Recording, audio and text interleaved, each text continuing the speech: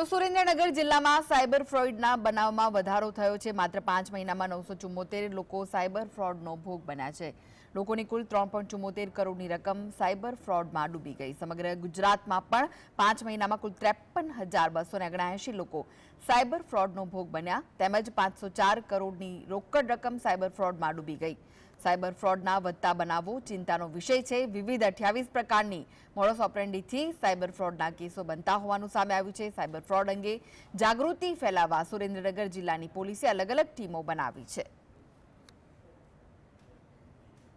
અને એમના લગભગ 3 કરોડ અને 73 લાખ રૂપિયા સુરેન્દ્રનગરમાંથી ચીટિંગ થયેલું છે।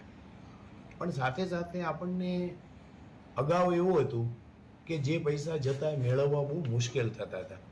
જ્યારથી સરકારશ્રી દ્વારા 1930 હેલ્પલાઇન શરૂ કરવામાં આવેલી છે અને ગોલ્ડન અવર્સની અંદર એટલે કે ગુનો બન્યાના તરત જ જો 1930 હેલ્પલાઇનની અંદર કમ્પ્લેન કરવામાં આવે તો એક ઓટોમેટિક પ્રોસેસથી મની ફ્રીઝ થવાની પ્રક્રિયા થઈ શકે છે।